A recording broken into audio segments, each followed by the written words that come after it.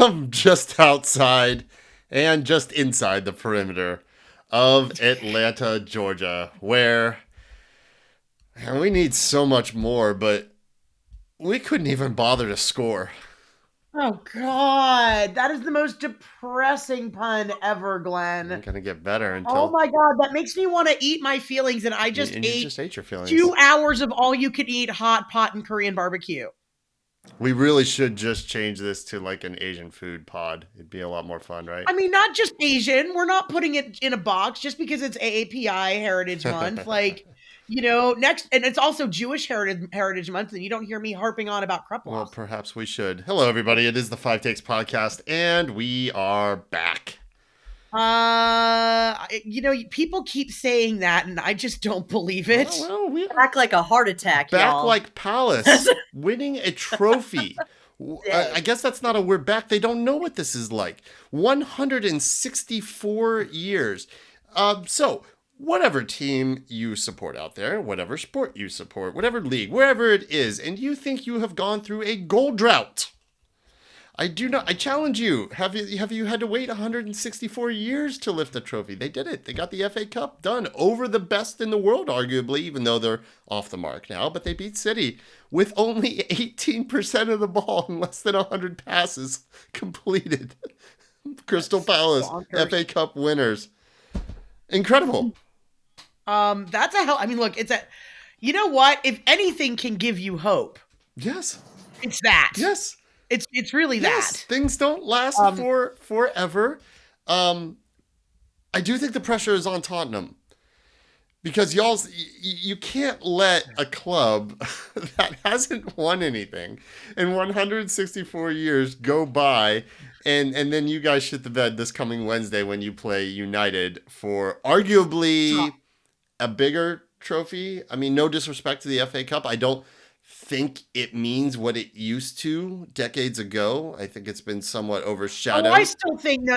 I love it. I think it's great. Don't get me wrong. Look, I just think, I think among in the pantheon of trophies now, I think Europa is above it.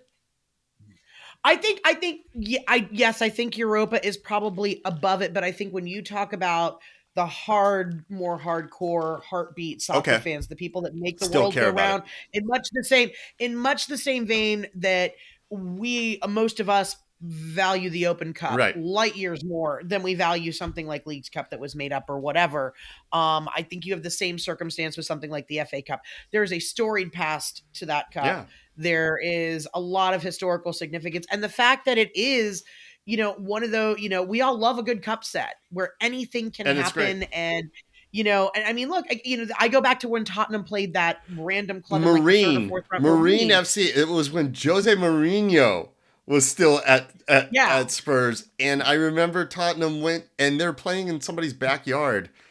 Literally. Like they're playing in your backyard, Amy. It was like, some teeny tiny village town. Oh my gosh.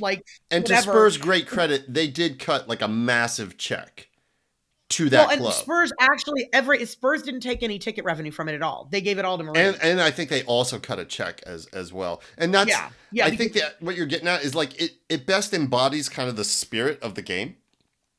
Like the U.S. Open Cup does, because it's open to everybody. It does, and it's literally the real life version of Welcome to Wrexham. Yeah, right. Which also, by the way, is back.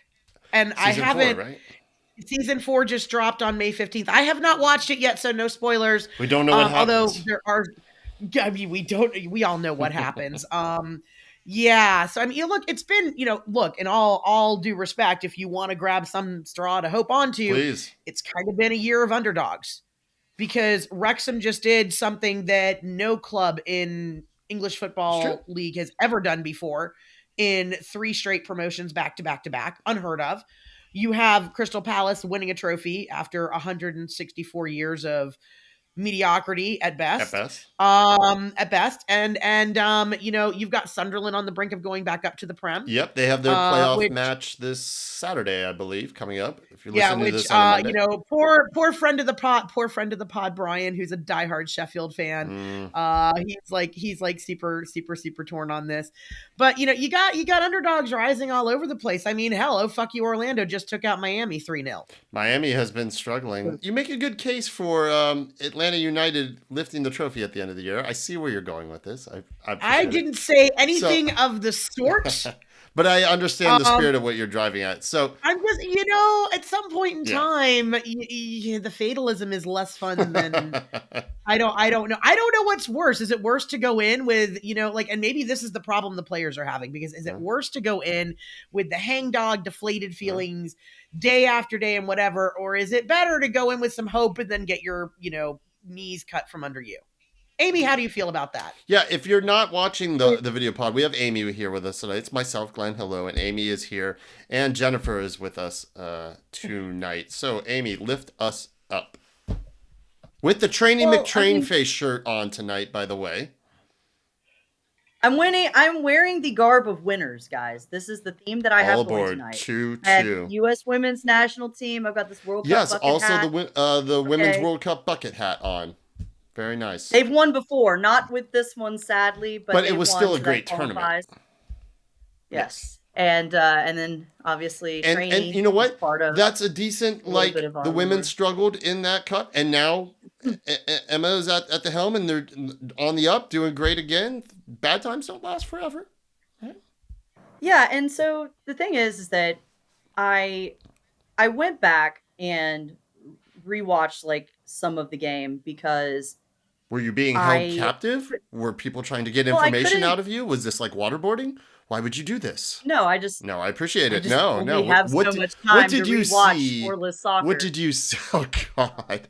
Jeez. Okay. Like even I, soccer purists, can only do so much, like 0-0 Hey, soccer. listen, we are all MLS sickos, but comes a point. Yes. You just can't. But yeah, what did you see on your rewatching? So if I need to be optimistic here, okay, our defense is still quite solid. And I went back and looked. The thing is that but for the mistake that Brad makes, and I think he and everybody on the planet would say that's a mistake. He whiffed. It happens. Yep. Okay. And then LeBron is put in an impossible position. You have only so much body control in that moment. I don't blame him. The stars aligned and it went forward. Yeah. And I'm not saying that that's not been the story of our season. It has been. I get the reason for feeling the down. But if you take that moment out of that game, we're talking about a 0-0 keeper showdown because both Brad and the Philly keeper stood on their heads. Okay. That was a bingo square. For those of you that had that card. They absolutely did. Yep. If I have any criticism, it's that Jamal, on what should have been a sitter goal, crooks it left. And he does that, I think, in part because of the way that our players are all in their heads right now.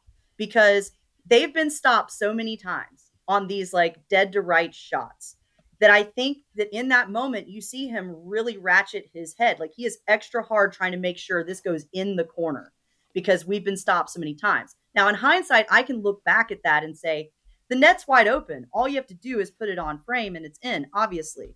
But when you are playing the way that our guys are, those kinds of moments is where that little bit of being in your head makes the difference. And the question is going to become like how we get over that. I did see some positive things, though. You have that moment where Amador finds Jamal. You also have the moment earlier in the match where Brooks essentially puts one across that then Amador nearly puts in the back of the net, and the keeper makes one of three. I counted three, just world-class glove saves, and Brad the same. So I'm looking at that, and I understand why we should feel pessimistic. I am as frustrated as anybody by the offense. I'm as frustrated as anybody by, all of this. But at least for that first 30 minutes, and I don't know why we can only do it for 30 minutes. See my prior pod where I said maybe fitness and age. I really did feel very optimistic. And I think everybody watching the game did in that first, 30 minutes or so. And we were seeing connections in our offense that we haven't seen before. All we were missing is that final touch. I mean, that's all we've been missing all season. Yeah. But it wasn't 2 games ago where we were seriously questioning who's playing for this team. I didn't feel that way coming out of this match. Okay. Not entirely. Okay. We all kind of got up at the half to go get more beer or whatever, and we're like, okay, that was actually like a whole half worth of effort. Yeah. we, didn't seem to check out for the half of the half. Like that was positive. And then, yeah, but, then we came back from halftime and it was like we had, drunk downers or something. Like, I don't know. Like we were really good. Is that what it is? I think they're putting downers in the Gatorade at halftime. I don't know. And maybe it was supposed to go to the other team's locker room, but we got it by mistake. Maybe Debbie Downer's in there giving the halftime speech. I don't know. I have no womp womp. I don't know. Speaking of womp womp, we have a new feature we are introducing on 5 takes on the 5 stripes, where today we're going to get a womp womp Brooks Lennon update. Amy, over to you with our Brooks Lennon update. Well, I'd like to start off by saying that Brooks had several crosses that did not go to no one. Okay, even in the 20 minutes that he played, they were excellent crosses, and we saw some of our players actually appear at the back post. Therefore, Brooks Lennon was not quite so animatedly angry this episode as he has been. Well, however, I thought back to you, Glenn. He also only played less than 20 minutes, though. That was the Brooks Lennon update. That's the whole thing. Yeah, that's the whole thing. That's the whole update. Okay, fine. Fine. Yeah, that's the whole thing.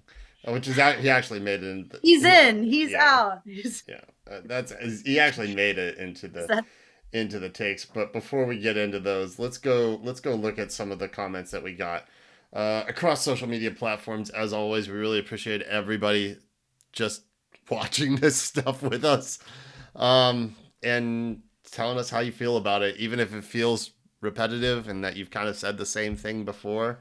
We did get some interesting stuff, though. Not always just the same old thing. Let's start out with a frequent one, Spreadsheet Jockey, thinking that Saba really dug his own grave with his performance. He just couldn't do anything right on the night when the team really needed him to shine. He did have a shot on goal. That was pretty good. But the thing with Saba is the majority of his touches, like so many other players, aren't good. It's just these brief little moments. And then you can't really look back on those and go, oh, yeah, but what about that one? Yeah, but what about the 99 others? Like, on average, it's just not. It's not enough. I know he's not a DP, but has shown himself to be a difference maker, at least in the past. And that's not a thing anymore. So he's also playing out of position for himself. It's very similar, but like he is not Lennon, okay? And the defensive stuff that you lose with even him when he's played change. in position. Yeah. He just hasn't. But in his defense, none of our actual DPs have either. There are no difference makers on this team. Homer on X says exactly that. He also thinks that the Excel spreadsheets merchant needs to look up from his computer and sign players that actually pass the eye test.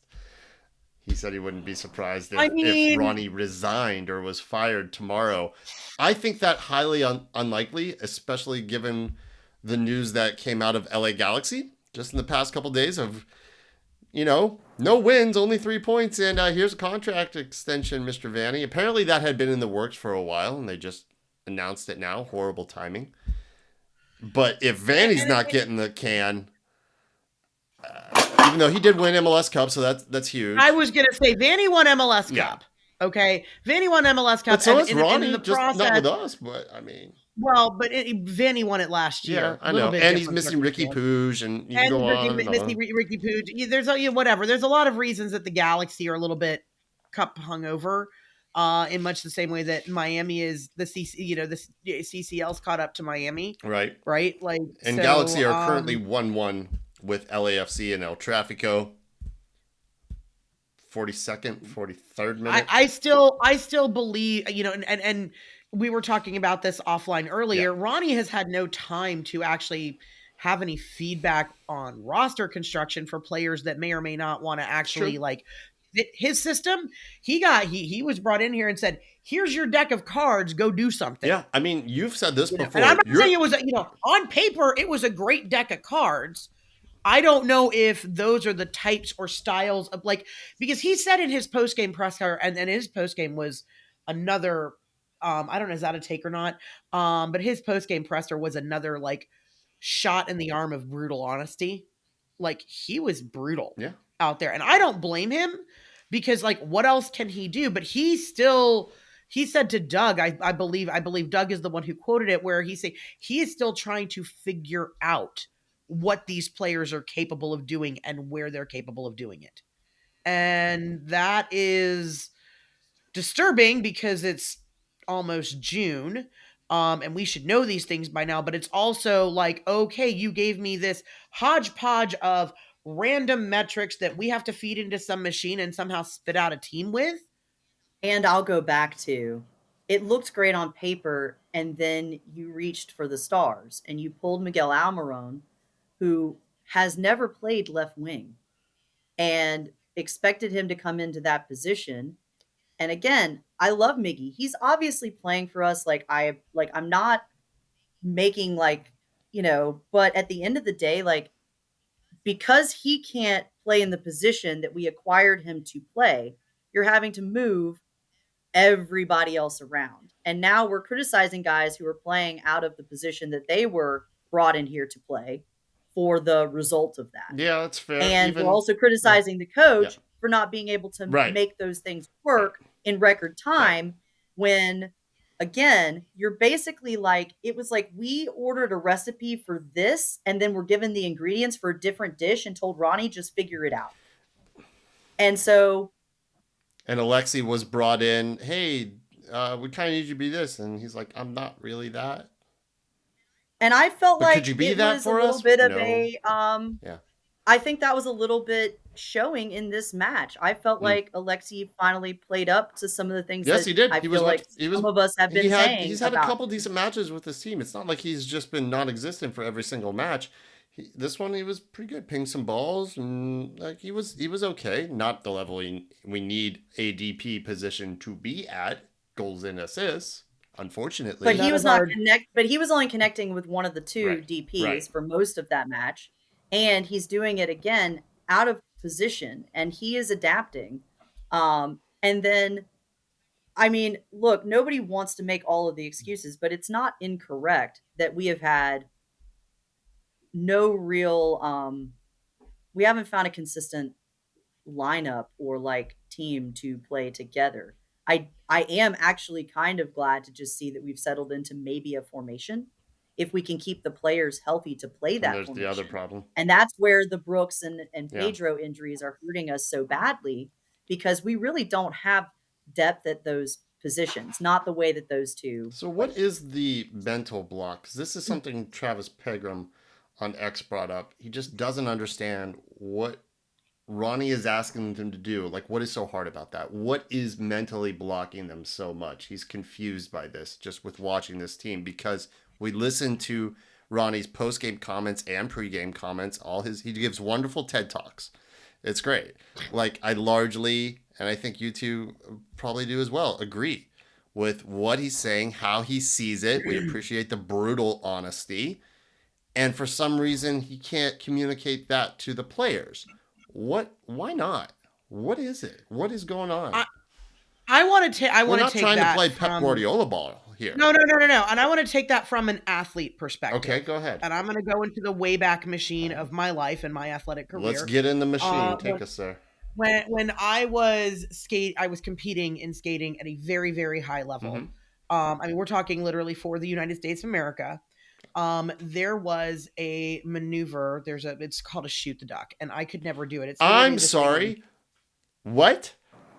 It's called a shoot the duck. Shoot the duck, like the Mighty Ducks? Yes, no, not quite like the Mighty Ducks. Hold up.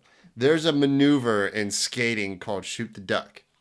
Yeah, in the kind of skating that Jen did. What kind of are you skeet shooting out here? Where are you skating? Yeah. What? Which duck is it, and why does he deserve? Why is this duck on skates? Why are you shooting ducks? What's going on? So it was this thing where you would literally squat all the way down until your keister is literally like riding the back of your skates and stick one leg out. Right, yeah. Is this the precursor to walking the duck? Is that what you're doing? I understand what you're saying now. Okay, yeah, shoot the duck. I got it. It's a balance. It's a balance and an edge maneuver, and it is very complicated, and I couldn't do it.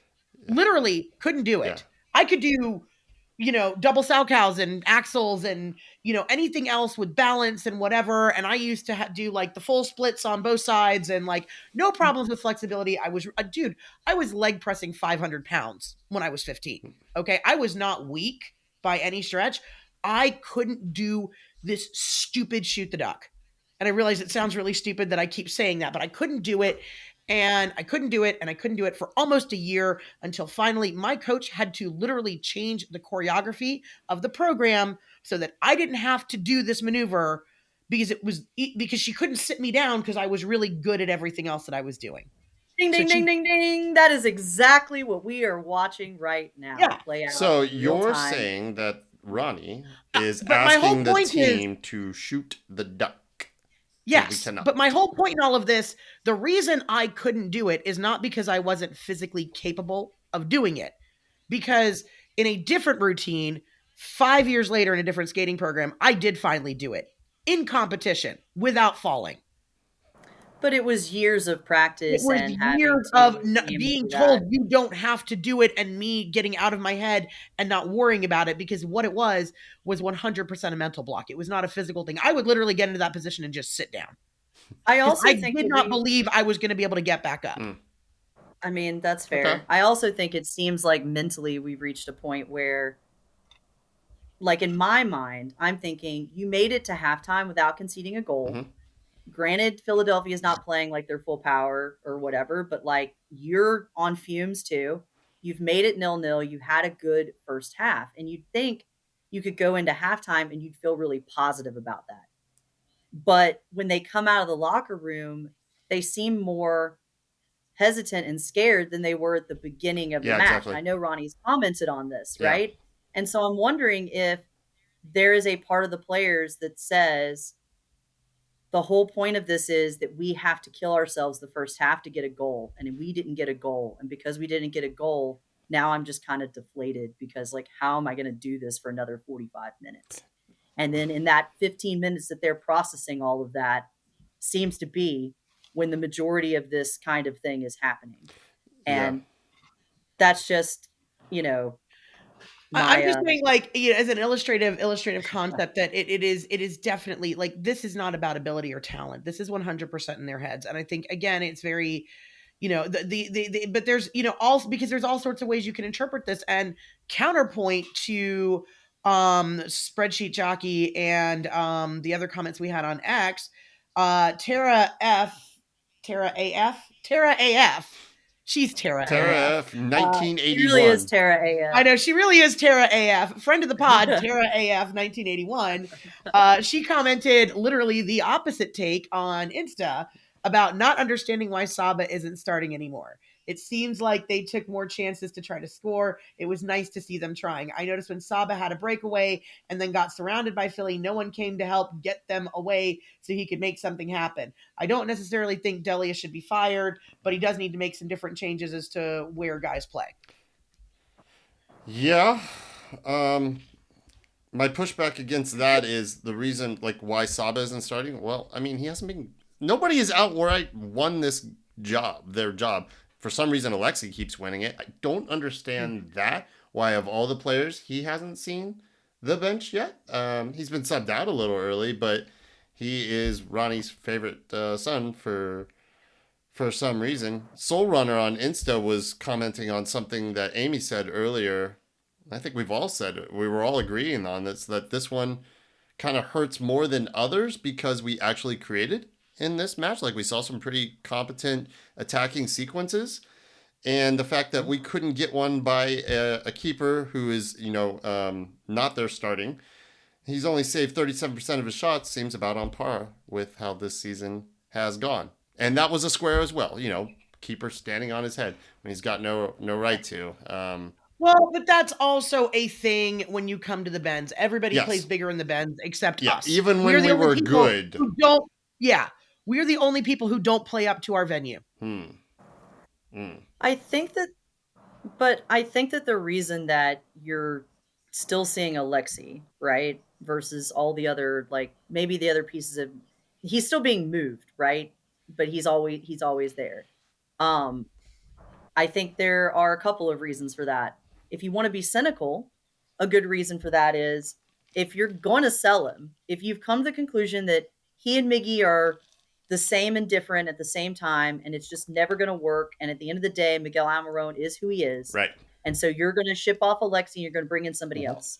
Well, we've played the game where we just eat it and have to beg to get rid of guys. Okay. And you don't want to do that with a DP. Okay. It's going to be our only option with him. Nobody's going to take so him that other buyout. People can see. At a minimum, you've got to do it to maintain his value. Yeah, for sure. But secondarily, again, I don't know. Maybe I'm just with Ronnie here, but when I look at what I see Alexi doing, he is creating a lot of the gutsier chances, the ball before the last ball type stuff, the things that need to happen to make stuff work. And Miggy is not the same player. I do think that they're trying to acknowledge that a little bit in this last round.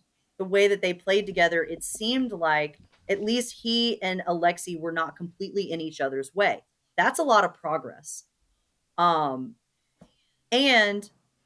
the minutes that you have Jamal and Miggy on the field together as opposed to Latte, and that's a whole separate conversation, it seems like you're getting more of the stay back and go, which is part of what Ronnie seems to want, those balls over the top.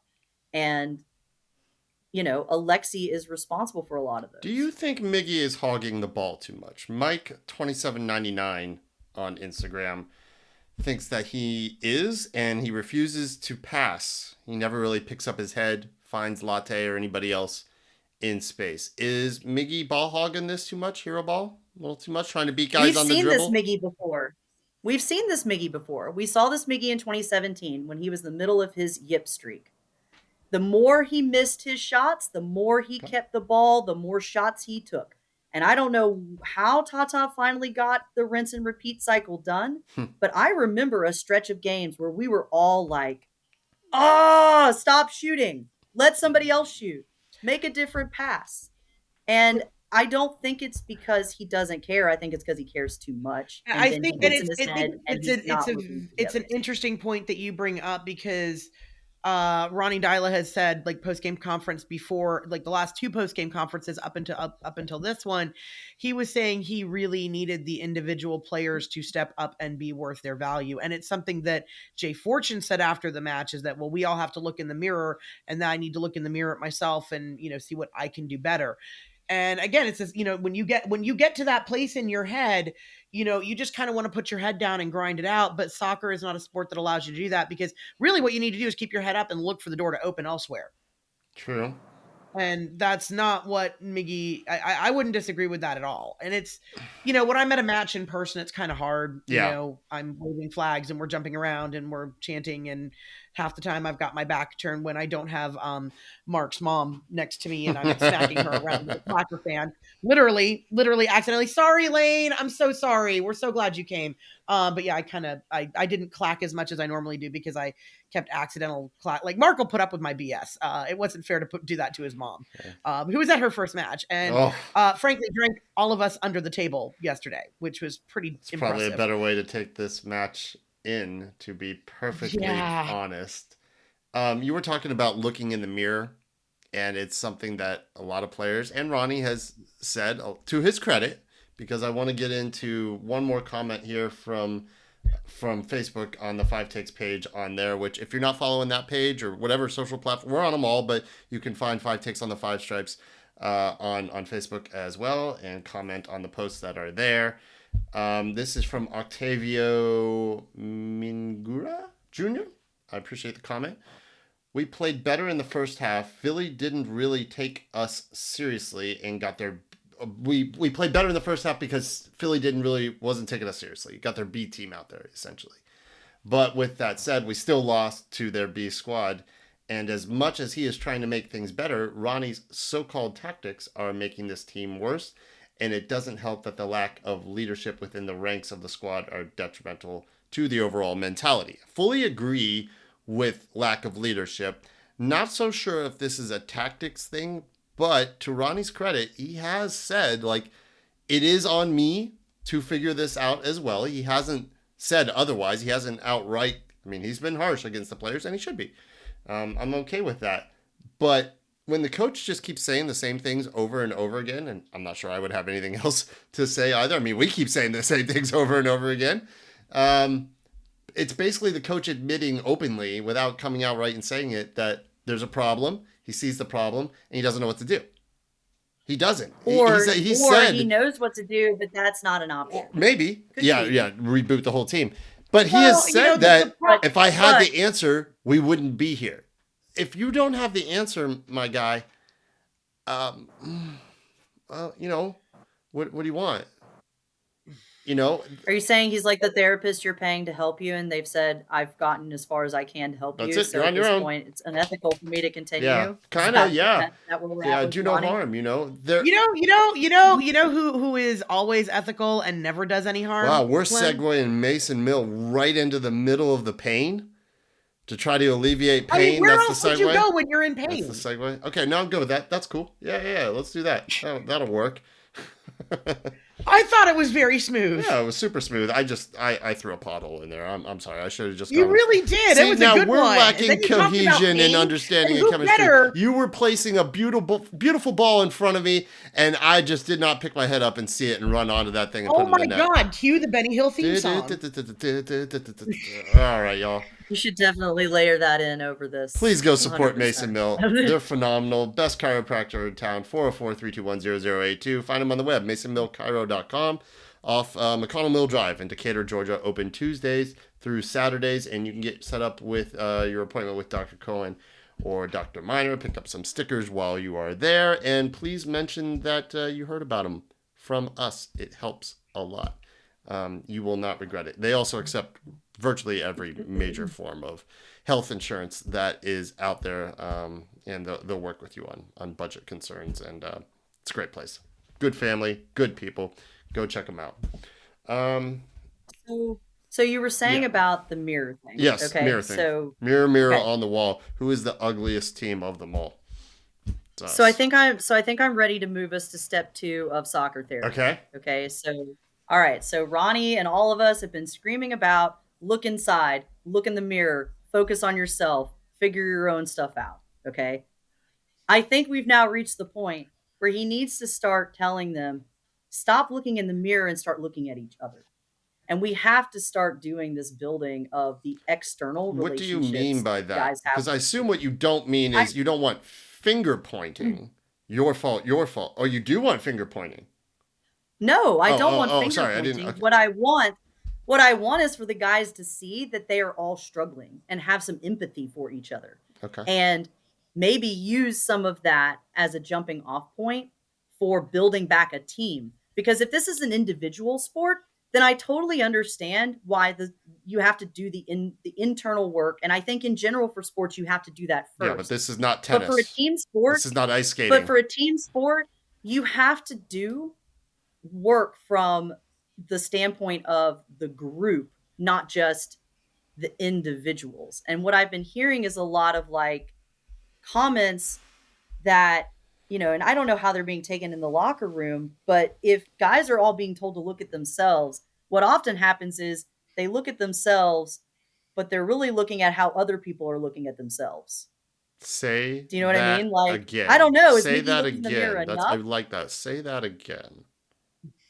Instead of like, he's saying, look in the mirror. And Jay Fortune is saying, I'm looking in the mirror. And I believe that of Jay. But I think there are some other guys that are looking in that mirror and they're seeing some other guy's face. And they're really looking at it and saying, well, is this guy analyzing what's going on with him? Because I am, because they feel like they are. That's deep. Right? And so that's where I come back around to, you are a team. And if we're incapable of building a team, then yeah, we've given Ronnie ingredients for a recipe that he is not capable of creating. And we're blaming the chef for what the kitchen would any chef be able to? I don't know. I think you play way too much Mortal Kombat. I haven't played Mortal Kombat since weren't like you, the 90s. No. Like this is the weren't you whole, just playing Fortnite? It's Fortnite, literally yes. the entire basic concept of Mortal Kombat. You must face your enemy.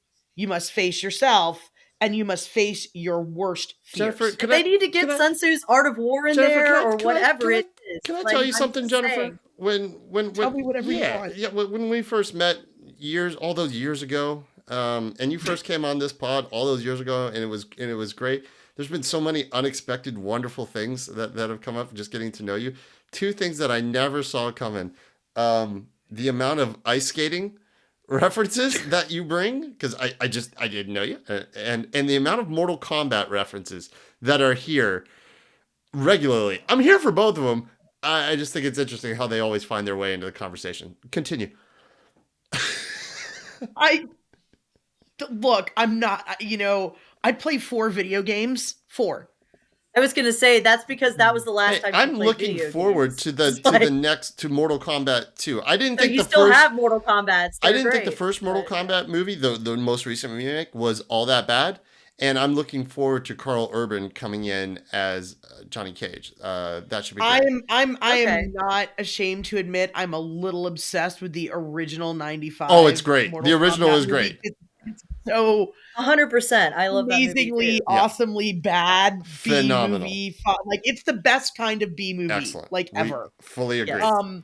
But anyhow, where were you before I derailed you? I hate to. I kind of feel like Mortal Kombat's an easy frame of reference because everybody knows it, but it echoes what you're saying, Amy. Like in so many ways, at some point in time, you need a cheat code. Well, the updated reference, right? The updated reference would probably be like the Spider-Mans that are all pointing at each other, right? Like cartoon. That's what I feel like we're doing right now as a team. I mean, and we're all sitting here about, and to be fair, we're all, look, we're not idiots either. Most of the people that speak for yourself. Okay, I'm definitely an idiot. But when you are literally baffling, and I mean absolutely baffling, every pundit on the people who are not idiots that have been doing this at a very high level professionally on the field or recently just retired. Nobody gets this. Nobody. It don't make sense. And none of that helps because then what it's doing is it's just a reinforcing thing. Right? Oh yeah. And so right now we're basically just rolling down a hill. What you're saying there is players maybe hearing how much this doesn't make sense only makes them get in their head more because they're like, nah, this should be working. We should be scoring. What in the world? So we have to break out of that mindset entirely. And we haven't. And if there's not somebody who is there, and I'm not saying that there isn't, but because I don't want to make assumptions about what is happening or not. But for me, if there's not somebody there who is really taking all of these guys, huddling them together and saying, look, you don't need to listen to anything else. You don't need to look at anything else. You don't need to be focused on anything else. Throw the expectations out, throw your salary out. Like, we are a squad and we are only as successful as the least successful among us. And we need to be looking at each other and only each other. And I'm sorry, like we already used fuck them all. So we got to find something else. But that is, I mean, whatever. The only person I saw even attempting to do that was Jay Fortune when he sort of finger pointed the Philly guy after he laid Goose out, which was something.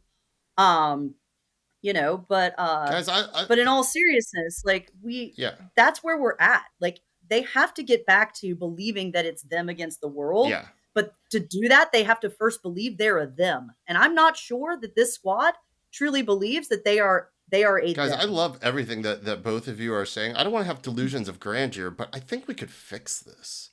If the club would just invite us in. Give us 60 minutes with these guys. And Jennifer could bring dumplings. We could hook up the old Sega Genesis. Little Mortal Kombat. So I actually had an idea. It's the most terrible idea that if you need to edit this out, Glenn, I understand. Oh, God. But you know how we're on this? I don't know if you guys have noticed this trend with the little crochet positivity animals. No, I haven't. Sorry. Okay, so there's like a whole thing. You can get them all over eBay. You know this, Jen. They're just not crocheted. You know how Cheryl gave us the emotional support pickles Oh yes, the emotional support and pickle. little yeah. So there's a version of that, and you can get crocheted just about any animal you can imagine: a duck, a penguin. You can get a little. Wait, there's an emotional support penguin. Yes, I got one I will say, for my not wife. not to get too off the rails here, but I do love penguins. It's my favorite animal. It's a bird with feathers. It's my spirit animal, Glenn. It's a bird with, oh my God, Me we share a too. birthday and a spirit It's a animal. bird with Wait. feathers that Penguins can't are my spirit fly. animal It too. makes Are no we all sense. It's a bird that Yes, swims. we're all penguins. We're all it's great. penguins. Yeah. Okay, Yeah. so that explains why we're all so loyal to this terrible team right now. All right, so moving Tracks. on. My point Sure, go ahead. is, my point And then is, let's get to our takes. I would really love if anybody can crochet a tiny train. I'd like to send all of them positivity trains. Just to a little symbol of Who's the look, engine? guys. Who's the caboose? Ooh. Don't answer. Don't answer. Submit that later to us. Let us know. And if you have some crocheting skills out there and you want to help us out with If this this project, team is a train, who's let at the us know front and who's who's the at the back? All right. Moving on to our takes, which we've kind of already largely talked about. So just briefly, the first one here, that there were positives in this game. We had shots on goal. Fancy that. We had runners running. All these wonderful things. We had an XG over 1, yes, so we I did. guess that is progress. But when you don't get the win, you can't build on any of these positives. Week to week, we couldn't build on a hard-fought draw in Austin midweek, 100 degrees. Everybody ate too much brisket, and you still came out with a draw. Couldn't do it, right? Because we can't win in our own house. I don't know. I disagree that you can't build we on didn't. it. If you can't build on it, then that we is... didn't. We haven't. That is, we have not built on it. We... When have we built? I disagree. I feel like it went up overall from Austin. The difference in this match, look, we can still be frustrated. We can still be unhappy. I hear what you're saying. We still did some positive things. Okay. But I feel like positive overall, things, Amy, but we have backed ourselves into such a corner here in terms of where at this point in time, 3 points or bust. We don't have any more room to drop anything. Really. And you know what? I need to stop hearing that message. I think the guys need to stop hearing that message. They know at this point what the assignment is. It's true. Okay. And somebody telling you over and over again, you got to do this. You got to do this. You got to do this. There are people that are not built to deal with that. Okay. They're just not built to deal with it that way. And I'm not have a whole team full of people that are not built to deal with that, though. That's a problem if that's what. And there's somebody else who is responsible for that. But like that's where the coach's perspective has to come in. Maybe he has to come in and he has to figure out how to convince these guys that there was something to build on from this match. That's tough. Okay. We have to believe that because you are not going to win if you don't have a minimum belief. No, it's true. It's true. I mean, look. It starts and stops with your belief. Sure. That is the beginning of winning. Yeah, look, the first half was much better, right? Like, at least in comparison to what it's been. We were more threatening, dynamic. We had crosses. Much better connection in the final third. Even Alexi pinged a few balls. Still couldn't score, but I hear you. There were things to build on, and it is going to take the right voice like you would hope. I don't think Ronnie has been that voice. Otherwise, I would have expected a win to come now by this coach going in saying, hey, guys, I know, but you did that well, and you did that well, and we're going to keep doing this well, and it's going to come. And they're not receiving that message. I don't know why. We're receiving it. The players aren't. I don't know how it's. We're not in the locker room. Bite your arm off to be a fly on the wall in there. I don't know what this next. I don't want to be in that locker room. There's no amount of money you could pay me to be in that locker room right now. What is the next Rooted in Stripes going to be? Brutal. Maybe that'll be just the score. I would love to be in the locker room. Just brutal. Because I don't know. Brooks. I want to know. Brooks, he's going to be out again. So what do we think about this? Honestly, Brooks starting. Did you think that was in hindsight? I get it. He got injured. I questioned that from the jump. I'm like, man, coming off a hammy, I don't know how severe, but you want to start him right now? Well, that was the whole point. I don't think we knew how severe it was. Well, we should. I don't know that it was severe. Okay, we don't know. We don't know what we don't know. Look, you had a lot of fixture congestion. Yeah. Brooks is not someone who sits. He's not someone who gets hurt. Okay, he felt a twinge. He played out all of the match on Saturday against, who did we lose to Saturday? Nashville, right? Played the whole match out, and then they said, "Oh, hey, he's got a twinge in his hamstring. He's not going to go on Wednesday." But you are in the middle of like one of the more compacted parts of the schedule. It would make sense to rest and rotate him in the midweek and have him, turn around and get healthy. If he said he could go, Ronnie's got no reason to think that Brooks can't go. Brooks is Okay. a lot of things and a lot of challenges, but he is a tough mutter, and he is not someone who's going to sit there and whine about playing through a little pain.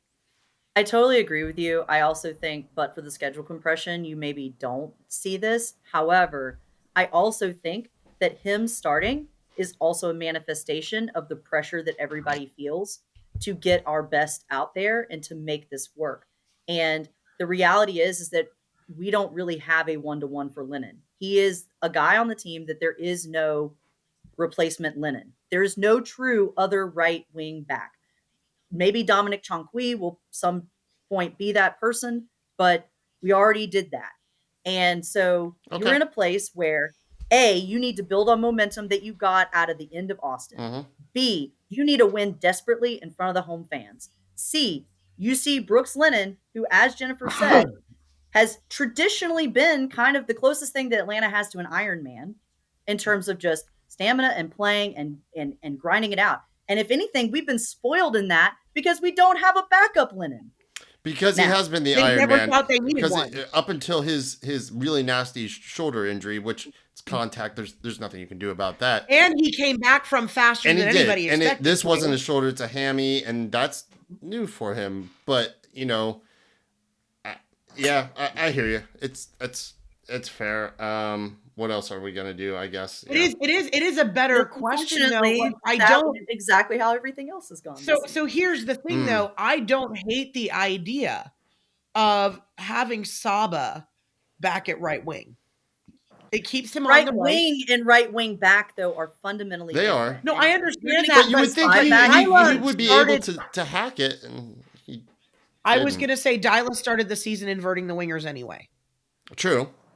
And that's I'm not saying whether or not I'm just saying it keeps Saba on the right where he's stronger. Yes.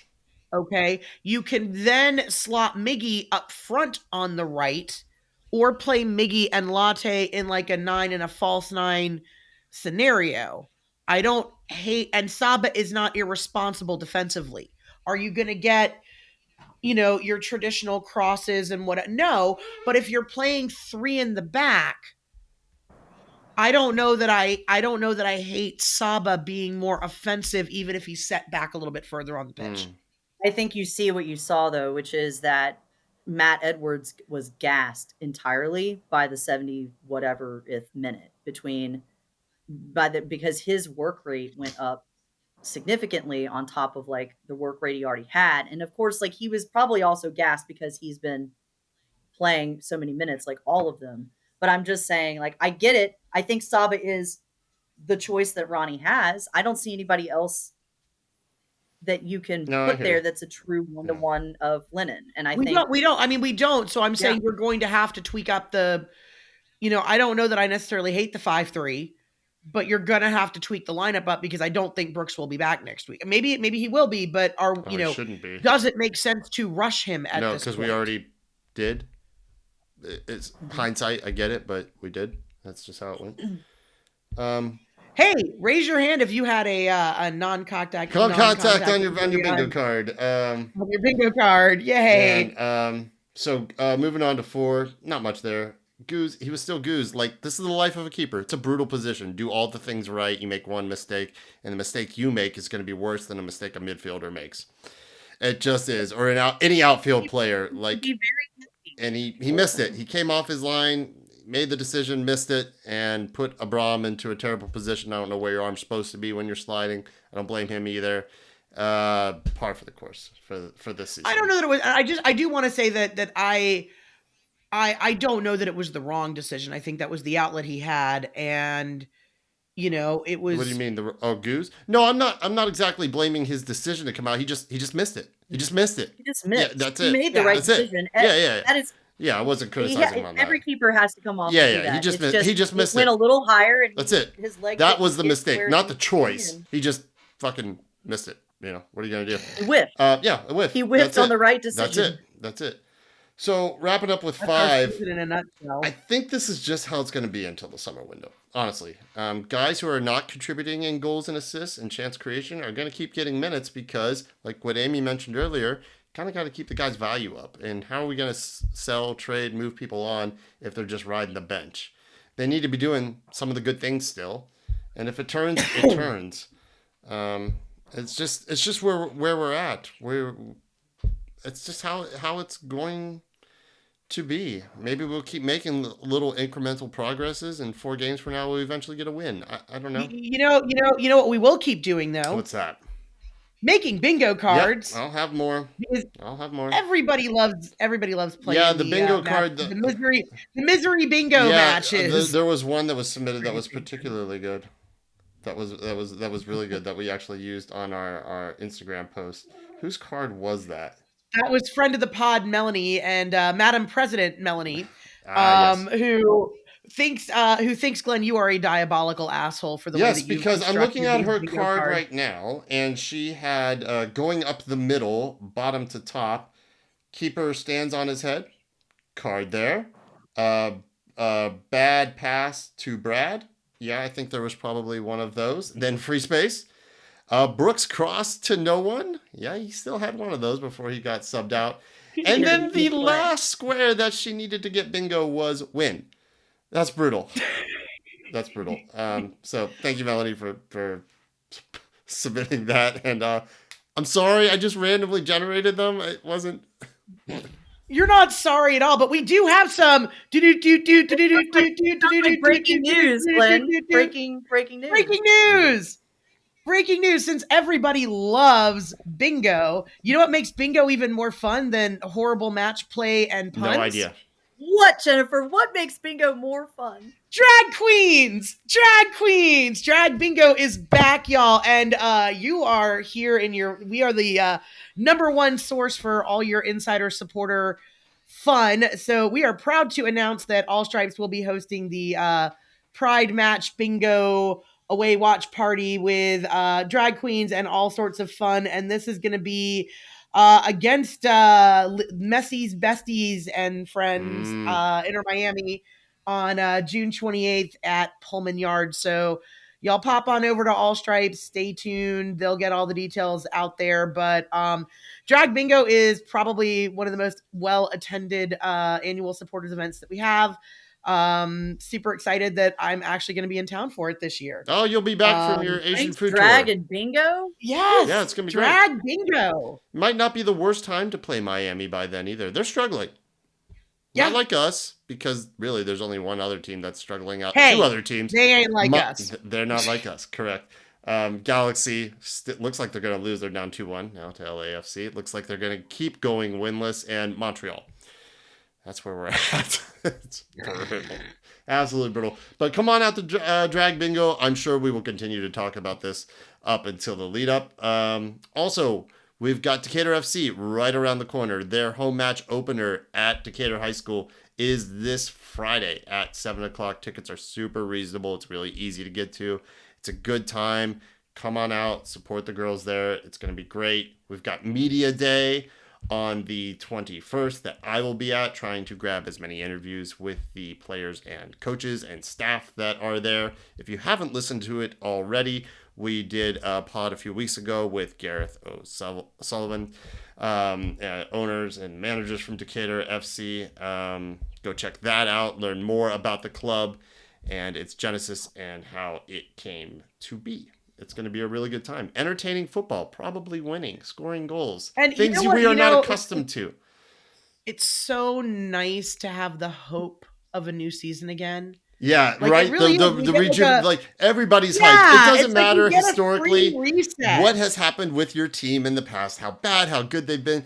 The hope of a new season is always a nice thing. And maybe, I don't know, maybe somehow that'll spread over to Atlanta. I don't know how those things work, that juju, but maybe. And also, maybe. Look, the Prem is about to be done. All of Europe is about to be done. We are going on the road for 2 months. No one really wants to watch the Club World Cup anyway. Why not support? I want to watch. Chelsea's going to be here. I need to have my God. I need to have something to hold on to.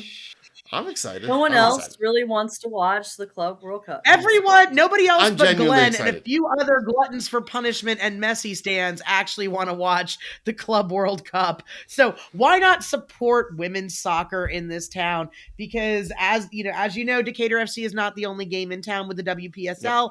You've got opportunities to go and check out teams across United the metro Fire, area. Georgia Impact, Union 10, all of them. Go support them all wherever you're at. Up in Canton, up in Cumming, up in Gwinnett. So you got lots of options. Even if you're going up toward Chattanooga, out that direction. So for sure. Support grassroots soccer, man, because it's going to be really cool when this thing grows and becomes really big to say, I was there, man. Like I was there at the ground floor. I was there setting records before all this was, y'all are bandwagon now. I was there building this shit, It's cool. It's a really cool time to be a part of the women's game, especially at this level. It's growing quickly, and I think if you haven't been to a match and you don't know what that experience is like, you haven't seen it, I think you're going to be really surprised at just how good the football is, how good the culture is, the vibes. It's everything you want in a sporting event that you're giving money to go and be entertained. You will be entertained. You will feel good, and you will walk out of the match also feeling good. Something we are not accustomed to. Go get your good feelings, man. Balance this out, and then let Atlanta United ruin your weekend on Saturday. It'll be great. What they say, Decatur where it's greater. Yes. So maybe. Yes. Maybe. Absolutely. Maybe this team. Alrighty, I think that about does it. Is there anything else we need to touch on? Gut check me. Have I skipped over anything? Have I? Don't forget to smash those like buttons, follow us on socials, and thank you so much for commenting and interacting with us. Yeah. And, giving us lots of stuff to talk about with our we genuinely appreciate it. And I make sure to shout out everybody who leaves a comment that gets discussed on here. Like, I like having my point of view challenged. I like seeing things from a different perspective. That's why we have rotating hosts on here, that we don't all see things exactly the same, apart from agreeing that the team is not good, but the minutia of things and little details and thinking about it from a therapist perspective that we got tonight and how to really hack this thing is interesting to me and not something I would have thought of. And y'all who are commenting out there on all the various different socials, it really does give us things to like pause over and go, well, that's interesting. Didn't think about it that way, And if you also just want to vent and agree with everything we're saying, we're here for that too, man. Like, this is community and this is what we do. We listen to each other. We talk with each other. We're there for each other, And in times like this, in the world that we live in right now, our community is all we have. 100%. So and we another appreciate you guys being part of it. And another big shout out of love to Brigada de Oro. Up in Nashville, all the Hispanic groups nationwide out there that are struggling right now. We are there for you. We are here for you. We are together on what, I don't know how to say it without getting political. I just want to call it bullshit, which is what it is. One other thing. But I just want to say that we're in pain too. We don't get down with anything that's going on right now, and we don't like the attack on our game and our culture and our communities. So we're there for you. I just want to shout out and say that it's nice, though, that I understand a lot of people commented on like how sparse the bins felt. But what I will say is this: even though it was a little bit lighter than what you would like to see during graduation season and the time when we're so crappy and all of the different reasons, the crowd that was there was really there. We were cheering for defensive effort. We were cheering for the things that we were seeing. And, that's really hard when you don't, always feel the most up for the team. So I will say, I heard the noise showing up and shouting. And even the people in front of me, they were, the lady turned to me because I kept having anguish screams. I don't know if you guys have experienced this during the match, but, she said like, hey, but we're still here. All of us are still here.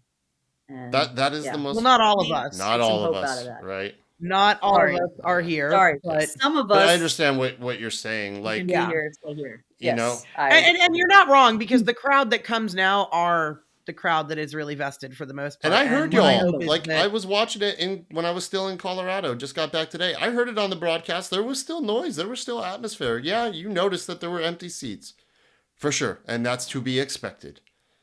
But the diehards were there. You know, I heard you clacking. I heard you clacking from Colorado, for real. You know, if you heard me clacking, that's kind of a problem, because that means we were really quiet in there if you heard me clacking. But in any case, thank you again. Yeah. Thank you for interacting. Thank you for coming up to us at tailgates and whatnot and saying hi. Like, I think we're all still weirded out a little bit by that, but it's kind of cool. Not be weirded out. I will be at the tailgate this Saturday. I'll have the 5 Take shirt on. Please come say hello and get a weird, awkward reaction from me. It's a lot of fun. We will be the Golden Shot Spike Ski will be back. Yes, let's go. Concocting something I haven't figured out yet. What I can tell you is this: it will not be glitter chili in the Golden Spike Shot Ski. Okay. Why would anybody? Because it's Cincinnati. We're playing Cincinnati. Oh, the chili. The chili. I see. Are we playing Cincy this week? Okay. I thought that was the week after. Do we have? No, it's already Memorial Day. God, it's it is. This Saturday is I know. Cincy.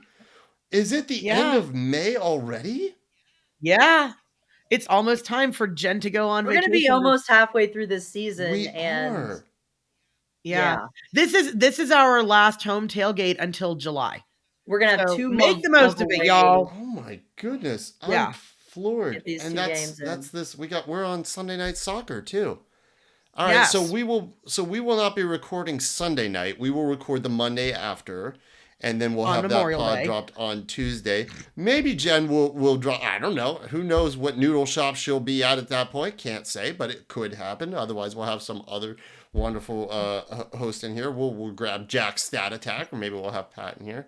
I'm gonna force Amy to be here to suffer through this because I like her perspectives and her therapy and her choice of attire. I think is really good, and it's always really positive and uplifting. But I also want to thank FanTV and y'all. Thank you for supporting them. Yeah, man, the Discord on FanTV is really, really good.